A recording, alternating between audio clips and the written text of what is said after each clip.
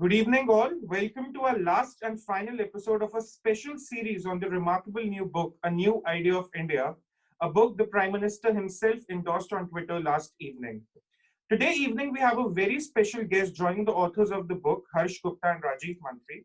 Sanjeev Sanyal is currently the Principal Economic Advisor to the Ministry of Finance, Government of India.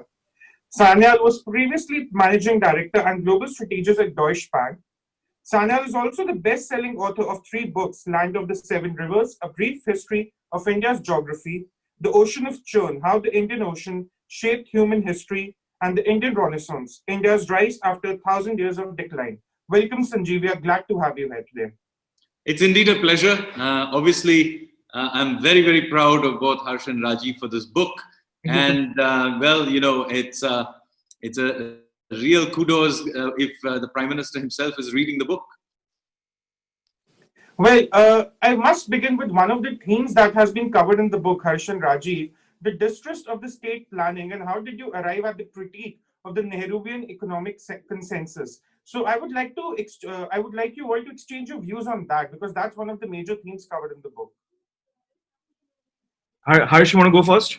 Okay, thank you so much, Tushar, for having us. Thank you so much, Sanjeev, for all your help once again, for writing the foreword, for all your guidance over the years. So it's a complete honor to have you on this show to discuss the book with Rajiv and myself.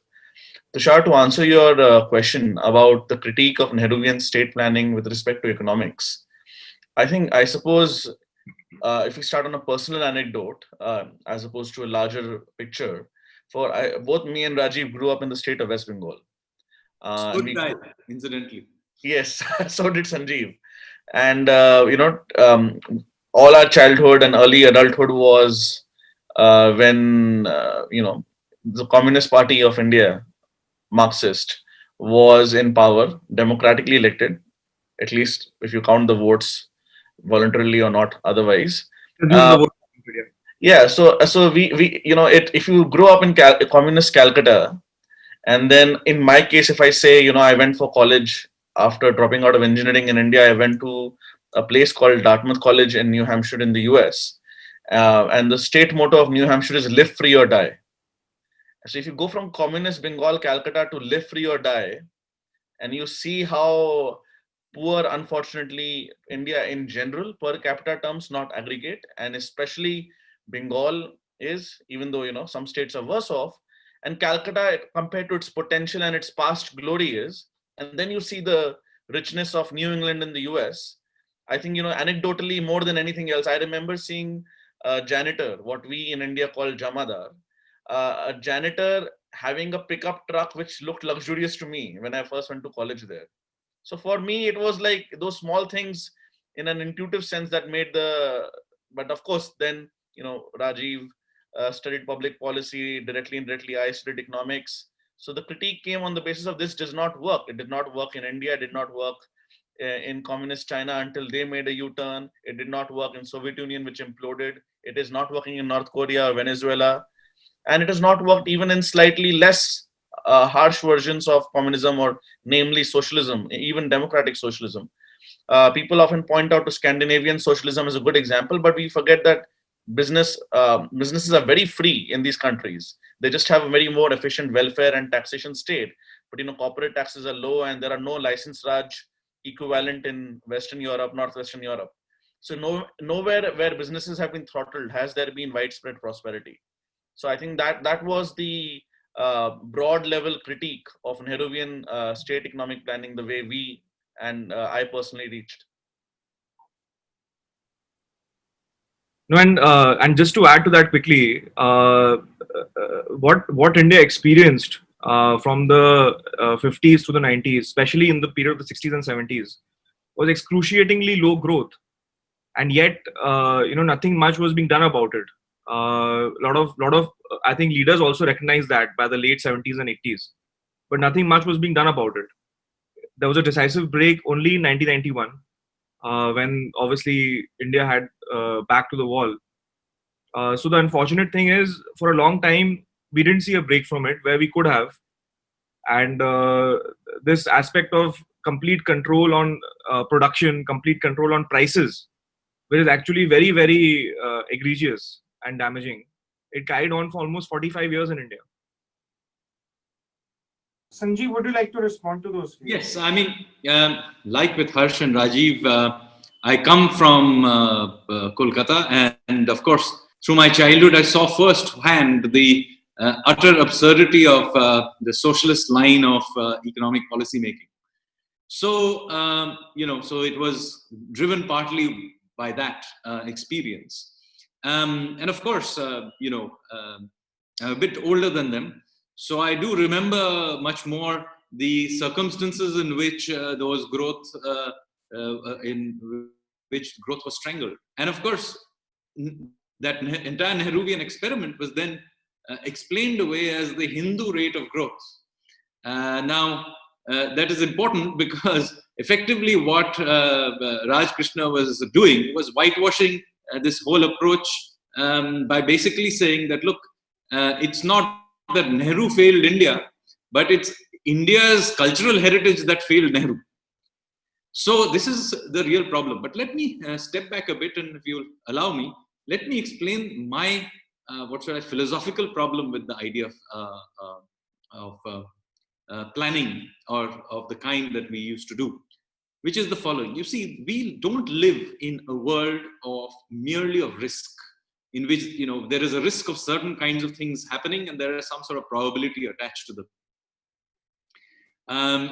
Because, and by the way, those of you economists will be aware of something called the Arrow-Debreu world, where the idea is that there are a whole bunch, we can go into different future states, but we have some sense of what those states are, and we can attach some probability, and we can write regulations and contracts, etc., according to that. Now, ironically, both the free marketeers and the socialist planners have this view of the world. Their difference of opinion is merely this, that the socialists think that wise men sitting in the planning commission know what those states of future states of the world are and what those probabilities are, and can consequently guide the economy in that direction. The free marketeers are of the view that the free markets know and will naturally lead to this outcome. Now, I am actually not from the conventional free markets world. I am a chaos theory, complexity theory guy. My world view is that we don't just live in a world of risk. We live mostly in a world of uncertainty. I mean, this year of COVID should surely, drive home that point. So it is not possible to actually know about what those states of the world are. There are infinite states of the world. The probabilities you can attach to them are unknown. So how do you deal with this? Well, my view on this is that at the very least, the planners are always going to fail because there are, we can always go into completely different directions. But my preference for a more market-driven dynamic is not because the market players are any wiser. It's just that the market is flexible. So while, for example, the stock markets get it very often wrong, particularly in the short run, in the long run, it does a lot better because it is flexible and is able to adjust to random shocks and uncertainty. So that is really my philosophical underpinnings of my view of why I think that socialist planning always fails, and the market, if certain amounts of light regulation are provided just to make sure that some of the worst excesses are removed, by and large the market will work a lot better because of flexibility, because of transparency, not because market participants are somehow wiser. Well, building upon what you just three added, there's a second aspect I want to come to, the Chanakyan state versus the Ashokan state, which Sanjeev has spoken about a lot. The Chanakyan state advocates a strong state but with limited interference in the entire working, other than an Ashokan state, which is also a welfare state with a greater role for the state. So where do you stand upon that, Harsh? Where do you see the Chanakyan state versus the Ashokan state debate? Where are your inclinations, if I may put it that way? Absolutely. I think the chapter 5 of the book, the last chapter of the book is called Decolonizing the Indian State. And we actually quote from some of Sanjeev's conceptualizations and formulations.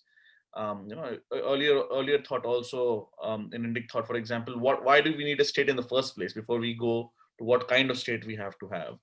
Basically without state, there is anarchy, what we call Matsya Nyaya. The big fish eat the small fish.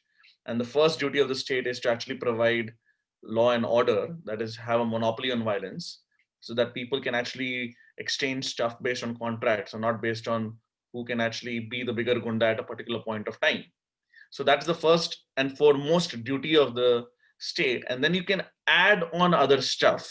The problem is if adding on the other stuff directly or indirectly takes away from that first and primary duty itself, that is where we go wrong. So I need to make sure that we are not advocating for a hyper libertarian night watchman kind of Robert Nozick state.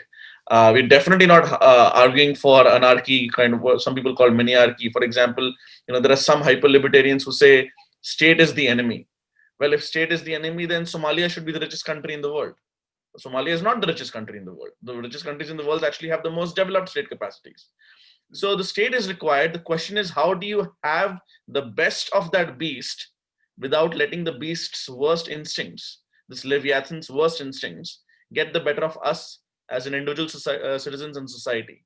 So, which is where Sanjeev's formulation of quote unquote a Chanakyan state, which is strong but limited, is much more preferable to a hyper interventionist state, which by definition will not be that very strong when it comes to defending what Isaiah Berlin called negative liberties, as opposed to positive liberties, which are basically redistributionist in nature, which can and also should happen with efficiency and technology, but so long as it does not compromise the first part, namely outlays and outcomes on policing, judicial capacity, which the basic things which make small c civilization possible.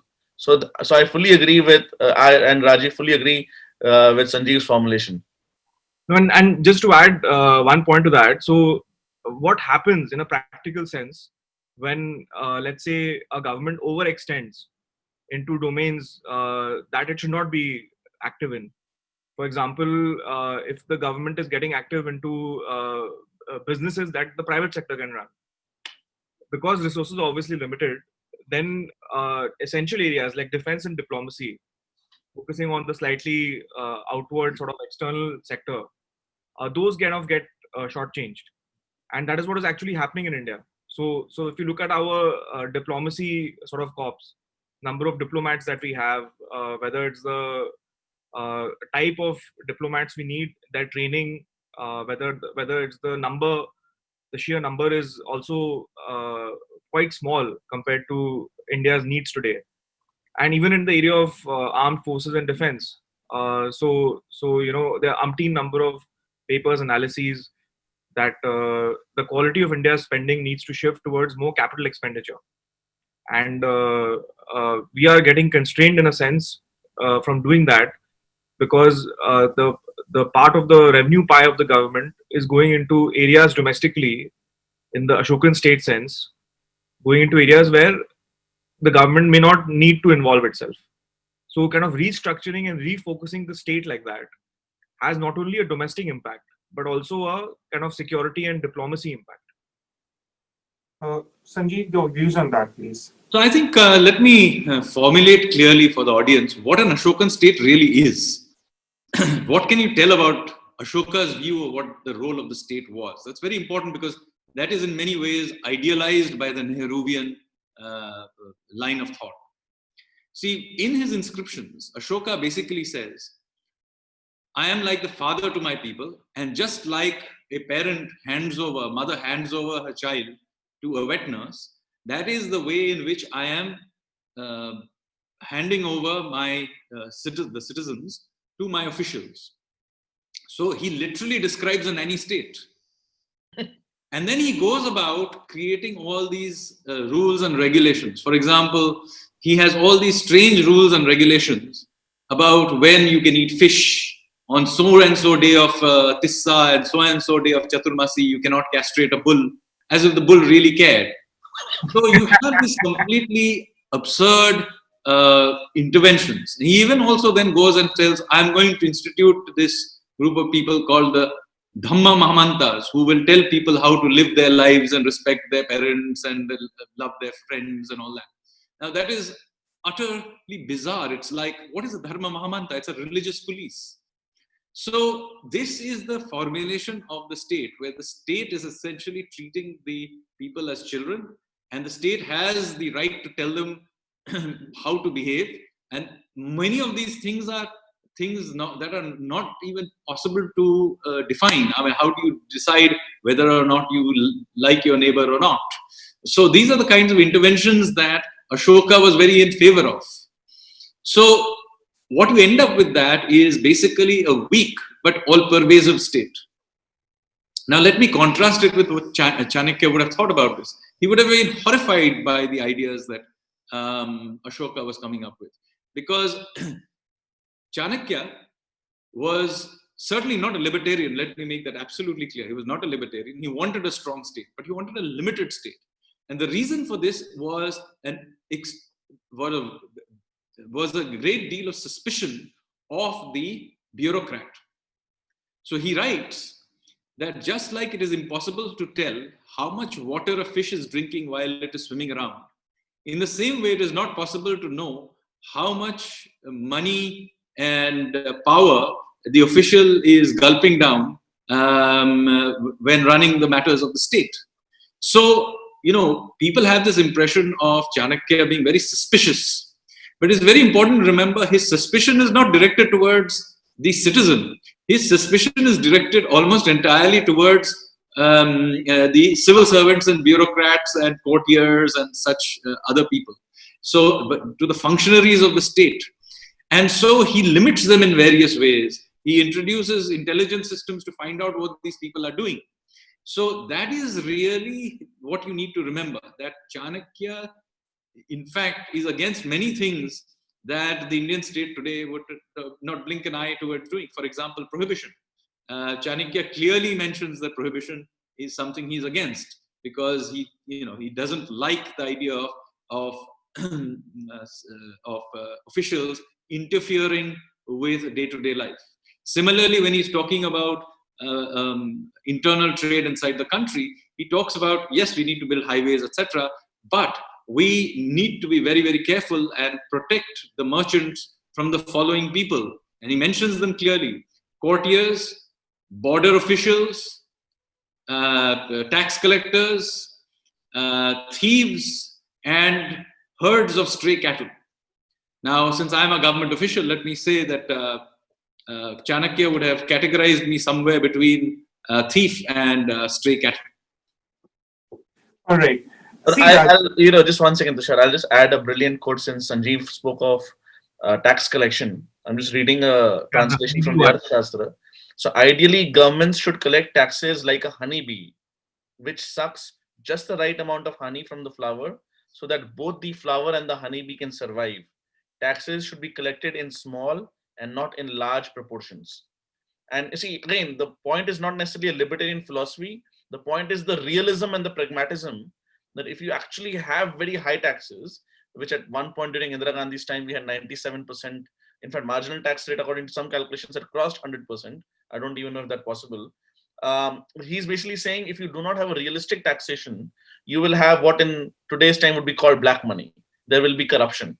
So, there is a very, as Sanjeev said, the suspicion is at the state apparatus and not at the individual citizens, not at society. And that's why he's often misunderstood.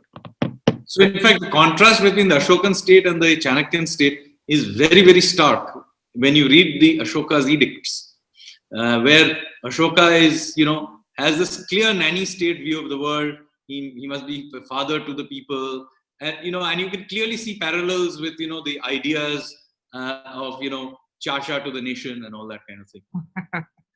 No, and actually, just to add to the whole taxation bit that Harsh raised, so when you have that kind of heavy taxation, then basically you are creating that kind of black market economy incentive to cheat, essentially.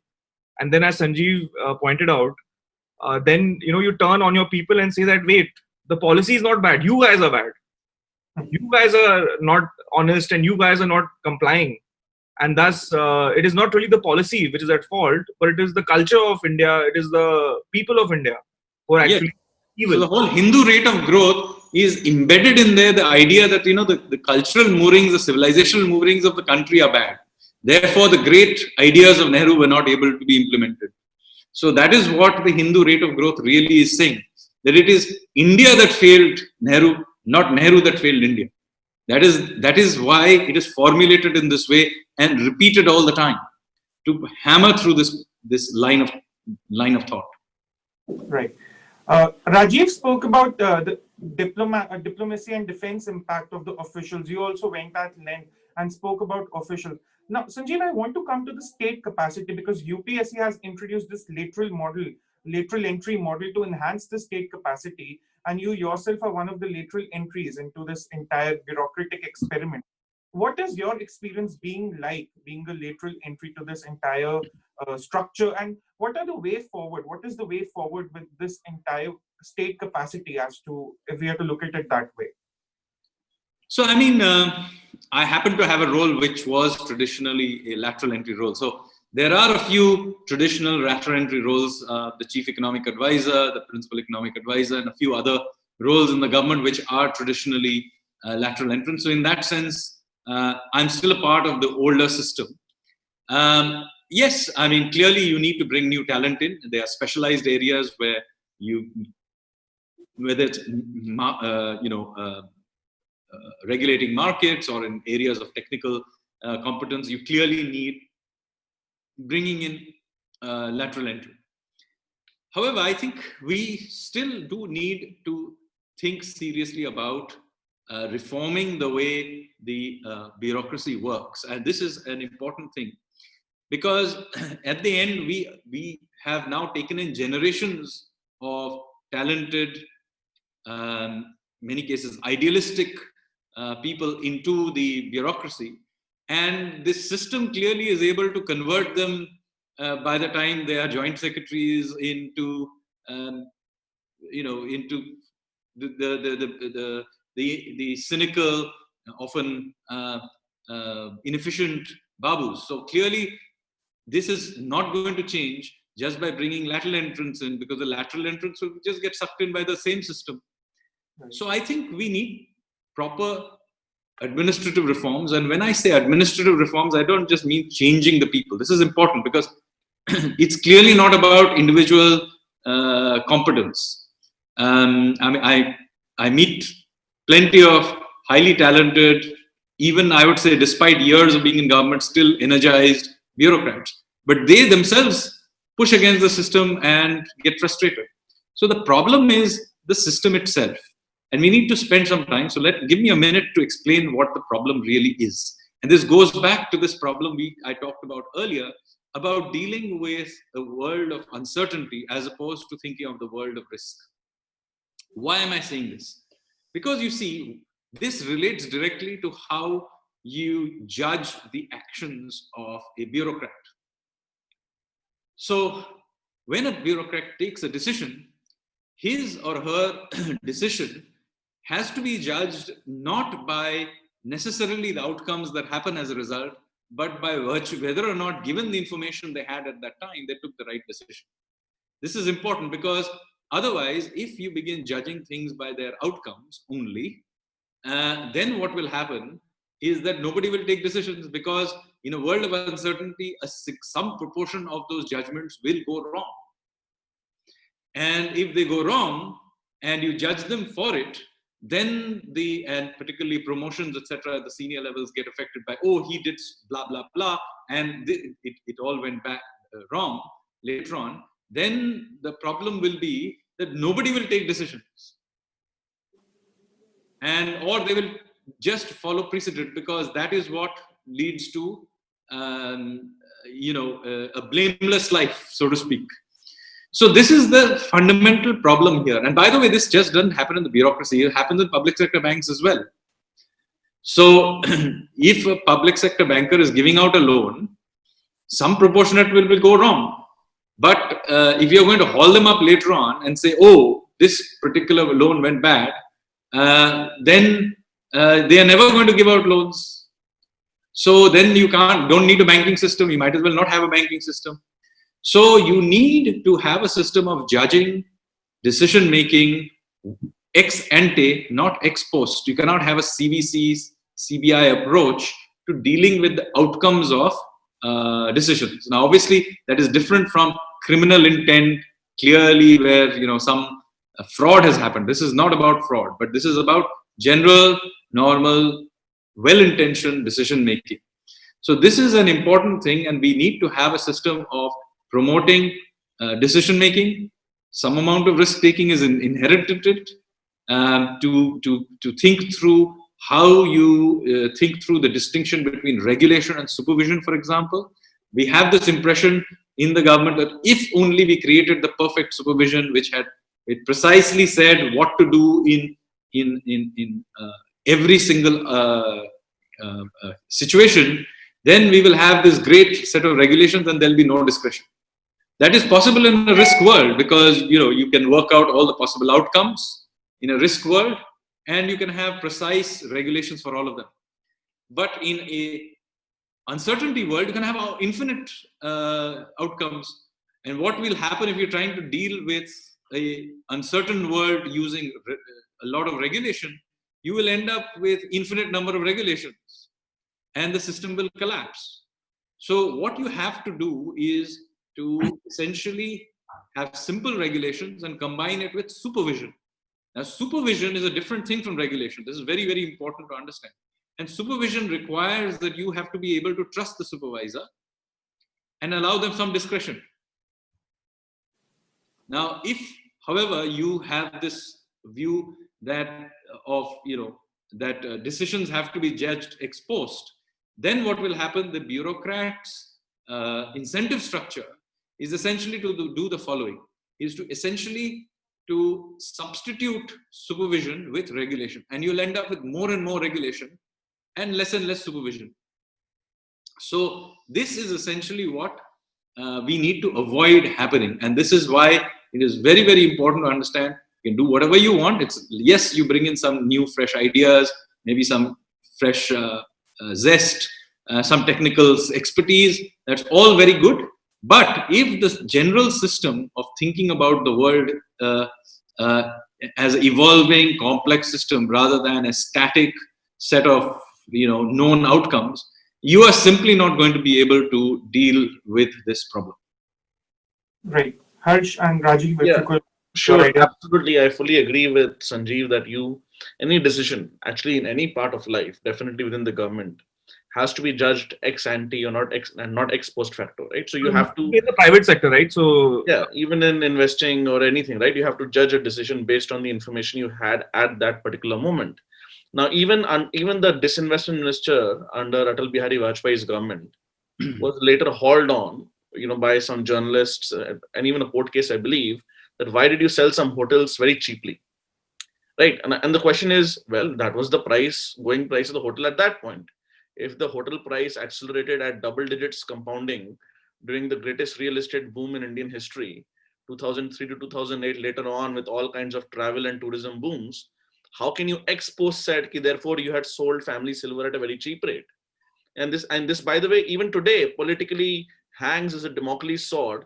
If I'm not wrong, if it's probably not officially admitted, on the government itself. I believe the Prime Minister himself once told Swarajya magazine that we want to privatize, but we want to make sure we do not privatize at very cheap rates, because then आप लोग ही या opposition वाले ही हमें बोलेंगे कि हमने बहुत सस्ते में कर दिया. So you see the dilemma which creates by judging somebody on an ex post facto basis. Now, on the larger point of incentivizing, absolutely, you need lateral entry, but the system, or another word is, what are the incentives? Now, the incentives, for example, why not have a variable component, a part of which, a large variable component, bonus part of which is linked to the country's GDP growth rate? Now, I'm not saying that by itself will magically incentivize top bureaucrats, because any one particular judgment or decision by a top bureaucrat will not meaningfully change the growth rate of the country. But the top IAS officers coming together are at least then saying that actually, if the country's economy does well, we do well. Again, I'm not saying Harsh, let me dispute you on this. You see, it's a bad idea to do this, and I'll tell you why. What this will do is you will tilt all decision making towards relatively short-term outcomes, because no long-term decision will ever get made. I mean, something like the insolvency and bankruptcy code will never get implemented. Or even GST, right? Or even IBC. Because in the short run, in fact, years it may be disruptive. I agree. Be careful about this line of thought. This line of thought does not work in the public sector at all, particularly not for bureaucrats. And it will certainly be a problem because very often why does the Secretary of Rural Development or Agriculture, how are you going to connect him to the boom and bust of monsoons or whatever? I mean, you have to be. I would be very, very skeptical of. I think that's a fair point. I think I was suggesting it as one part of a variable matrix, and it could be a rolling average of 3-year growth and so on and so forth. And what Sanjeev was saying is absolutely right. Even in the private sector, people are saying because of these CEO bonuses, there is quote unquote short-termism. I do still think that short-term pain. Even in I'll just finish this point. I think even the short-term pain, long-term gain decisions have to ultimately be taken by the political executive. And my broader point is maybe this is not how you incentivize it, but where is the incentive nonetheless for the bureaucracy as a whole to align with the country's growth? And because they have their fixed pay, a large part of it is in kind, as Rajiv and I have written. And there is also a massive forced convergence, relative convergence between grade A and grade BCD within the public services compared to the private sector. Namely, somebody without going into specifics, I'm absolutely sure Sanjeev took a massive pay cut to come to do the job he's doing, which is great for all of us. But if you are an entry-level government school teacher, you actually get paid much more than an entry-level private school teacher. So basically, at the lower levels of the government, you're getting paid much more. At the top levels of the government, you're getting paid much less. A lot of that is also in kind, not in cash. And I personally think I have an iPhone test. Can you honestly buy an iPhone for your son and daughter with the cash compensation that you are getting?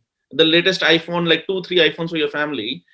Because if you cannot, and you are basically trading favors for gifts that are then monetizable or fungible to some kind of cash, that's a problem. So we need higher salaries. We need some variable component, maybe not linked to short-term growth, maybe to clear ministry level performance targets. Let's put it that way, which are pre-decided by the minister sitting the senior bureaucrats. That for the next 3 years, these are our yearly targets. If we hit this, then you get 3 times your fixed pay, because there has to be something besides the stick. There has to be some carrot which gets the top bureaucrats moving. Same with the judges. The judges hardly get paid. Top judiciary is not paid nothing, peanuts compared to the top lawyers. Now, I'm not saying they should get equal to the top lawyers. That does not happen anywhere in the world. But they get peanuts especially the cash component compared to the top arguing counsels. And I know some arguing counsels who said, I am an honest guy. I'm making honest money. I don't want to be a judge because that's a massive cut in my earnings. And once you retire as a judge, you can't go back to being an arguing counsel at the same court level or a higher court level. So we tend to think that people do public service. Of course, public service is a huge component of it. But even in the armed forces, you have to pay them well, right?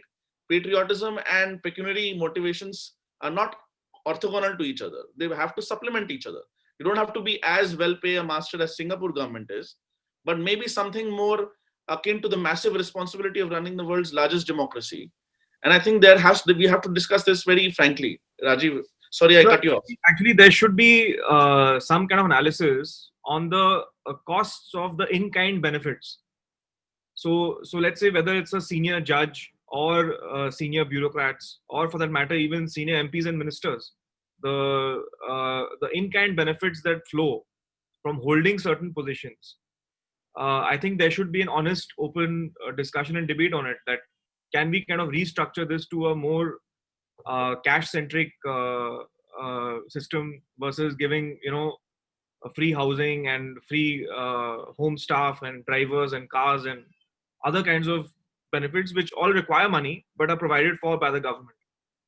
And also on Sanjeev's other point of what the government should be doing and all, one of my favorite management thinkers, Peter Drucker, he has this quote where he says, "There is nothing so useless as doing well that which should not be done at all. So I think part of getting government right, the administrative reform piece, is kind of extricating government from number of those activities that we talked about earlier. And even on the decision making bit, the ex post facto and ex ante. So poker players would know how that works, right? And poker is a good analogy. The card game is a good analogy for risk versus uncertainty. So in poker, people are constantly taking bets on how the cards will open, but it is never a good idea to judge a particular move in poker based on how the cards open, because you decide what to do based on the information available at that point in time. So it's I think it's probably a cultural issue as well, where there is such a deep kind of suspicion of government. There is such a deep suspicion of even political leaders. I think we have seen this change only in the last 5-7 years with the Modi government coming in, that there is a certain trust in government. Before that, a lot of trust was eroded.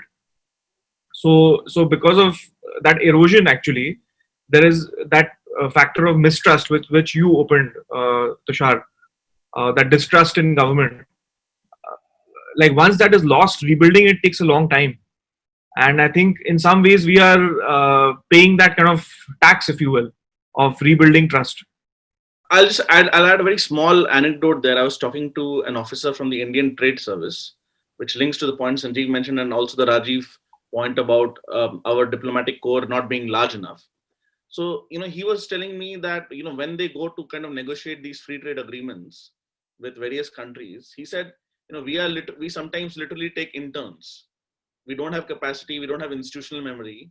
And he said there's somebody from China or Japan or South Korea who almost has a dossier, not just on all of Indian sectors, but all of us as negotiators, at least the leading ones. He's like, we are bringing, like small pebbles to their AK-47s. Now, I mean, that's just a small example of this is an investment which can pay over multifold. If you invest $5 billion in judicial reform and capacity expansion and making sure litigation reduces internally within the government, externally, imagine the multiplier productive effect on the economy. So, I mean, there are some areas where we still can get massive leverage, and a state capacity which this government has improved a lot, partially because of the probity it has brought, partially because of technology.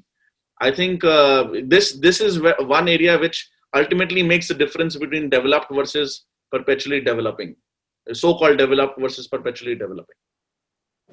Well, I'll come to the final aspect now. There was an interesting idea advocated in the book, Harsh and Rajiv, the idea of Atmanirbhar capitalism, which is a very nuanced departure from the free market and free trade ideas.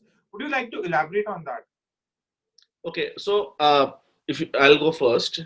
So, before going into the theoretical and the empirical aspects of it, let's take a historical cross-country aspect. So no large country that I know of, that we know of, has become prosperous without doing some kind of mercantilism, or at least some kind of smart protectionism, industrial policy, trade policy. Even Japan, which is a partial exception of being a Cold War ally / client state of the United States after its defeat in the Second World War, had its famous meaty departments, which had all kinds of interventions and export subsidies. Similarly with South Korea. All states which have become rich have been developmental states. Even the British, who went to corn laws in 1840s, for centuries before that, they had massive wool tariffs, first on French imports, then on imports from Bengal, the Calico tariffs and so on and so forth. They actively deindustrialized Eastern India. They actively promoted their exports.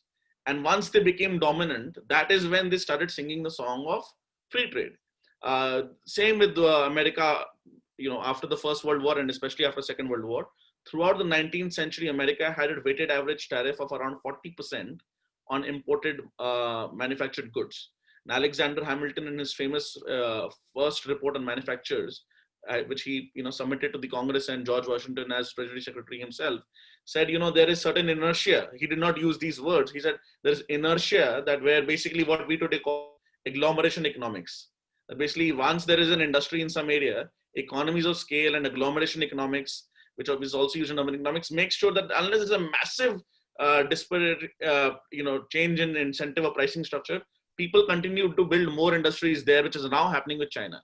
So without going into protectionism, because now India has the very free FDI, and whatever protectionism is happening is not for the benefit of domestic industry, it is for the benefit of domestic manufacturing, including by foreign companies. So, some people say that Atmanirbhar Bharat is License Raj 2.0. And in my view, that is completely wrong, because we are saying, who is India's largest car manufacturer? It's Suzuki. Who's second largest? Hyundai. Who are the PLI, the production linked incentives, and all these tariffs on cell phones going to? People like Samsung or Wistrom for Apple. So the point is not so much that you have to have ambassadors again, but the point is, can the best guys make in India for India and export markets, even if they themselves are not Indian? And even there, the government has basically said that we will have a sunset clause on the tariffs. So, you have to understand, China happened when there was no other China. We are trying to manufacture and become massive when there is a China. So how do we kind of integrate into global supply chains? We might have to look first towards the West, do more FTAs there, become slightly stronger, and then go and compete with China, which I'm all in favor of. But sometimes you don't go and hit the wall directly with your head, right? You kind of try to do it smartly. So I think the government has done a lot of good stuff on labor reforms, agricultural reforms, corporate tax cut. I think the currency management of the RBI, it's a technical area. I think it's much more productive for exports. I think Danny Roderick said that an undervalued exchange currency helps a lot for future exports. So in that way, Make in India and Atmanirbhar Bharat is very well positioned for the next 5 years. But this has to be seen in a time context and maybe a sunset clause kind of context. Rajeev? And in fact, the PLIs do have a sunset clause, right? I think there's a 5-year period for the PLI scheme. And what is actually very critical to recognize here is that the scale and scope of internal reforms that we are seeing in India now is unprecedented. And that is what is going to transform the economy over the coming years, and probably in this decade in particular. And if you compare that kind of reform push to what it is directing towards now, and what was there in that period of license Raj, and the people who are comparing the two periods like that, it simply doesn't make any sense. The ease of doing business has improved dramatically. Yes, there are some flaws in the rankings and those kind of things, but just speaking as a person who's been doing business in India for over a decade now, I can feel that difference in so many aspects of corporate compliances, paying taxes. All of it has been digitized. I think as Harsh and I have made the case in the book as well, the push towards e-governance, digitization in government, I think it is what India has achieved is truly without any parallel in the world. We are ahead of most first world countries in this aspect. So when we look at Atmanirbhar capitalism, when we look at the whole push towards this kind of policy by the government, we have to take a very, I think, comprehensive view, and not just focused on, oh wait, the tariffs have gone up and that's why we are back in the 80s. I think that's a very intellectually lazy and incorrect view, actually. Sanjeev, would you like to respond to that? I mean, I agree in the sense that obviously Atmanirbhar Bharat or self-reliant India is not, as the Prime Minister himself clarifies many times, is not a return to some sort of a 1950s type import substitution. So let me be absolutely clear about this. So what does it really mean? Basically, you see, what we are doing is the following. If you look at our reforms, we are entering into a post-COVID world. The post-COVID world, and again, I will use the uncertainty as a framework to think. The post-COVID world is not a reinflation of the pre-COVID world. It is a world that will have its own technologies, its own supply chains, its own geopolitics, its own consumer preferences, and all of these things will interact with each other. So we are entering an environment of extreme uncertainty.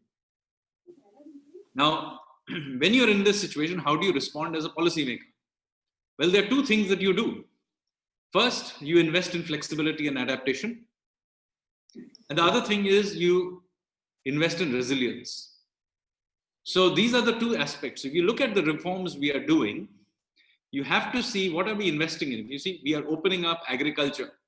That's flexibility. Why? Because whether it's climate change or export markets or consumer preferences in our tastes, all of them require that we move away from this, growing ever more calories in the form of cereals approach.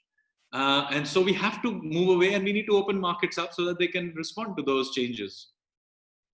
So same thing with labor markets. It's not like we have thrown all labor laws into the thing. We have actually strengthened some labor laws for working conditions, safety, and so on. We have turned them into 21st century protection for labor.